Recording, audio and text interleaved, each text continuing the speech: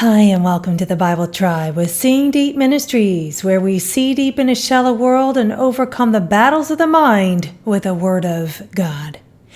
You don't have to be alone to be lonely. It's been said that you can be in a crowded room and still feel isolated and lonely.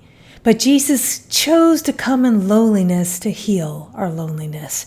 Reading today from Psalm 68 through 70, and the verse of the day is Psalm 68, verse 6. God makes a home for the lonely. He leads out the prisoners into prosperity. Only the rebellious live in parched lands. In context, David is writing about the justice of God. God sees the widows and cares for the lonely. He will eventually make every wrong right.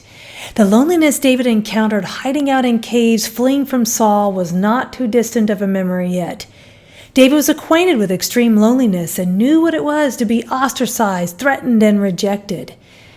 In Psalm 68, verse 6, the word for lonely is the Hebrew word yachid, and it occurs 6 times in the Old Testament, each time rendered as only begotten son, beloved, solitary.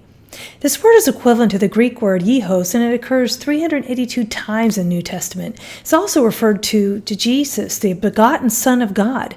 Jesus came in loneliness to save many. Isaiah prophesied of the suffering from loneliness and grief that Jesus encountered.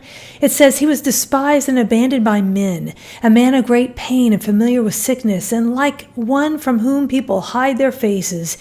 He was despised, and we had no regard for him.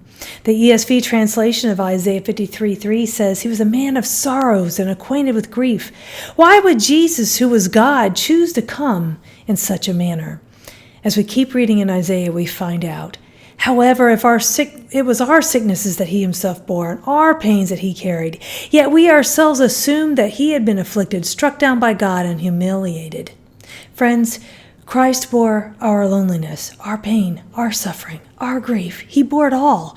What does this mean, and how do we apply this truth? Jesus understands. He has compassion on us. We will still walk through suffering in this life, but we can look to Jesus in that suffering.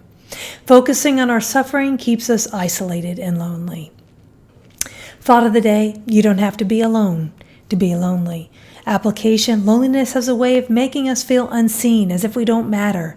It might be because of our rejection or lack of self-worth or mistreatment from others that has left us feeling alone or isolated. But there is a God who not only sees us, but he understands the lonely soul, because he was one too. Go with God in his precious word, friends. Tune in tomorrow as we head back into the book of Proverbs.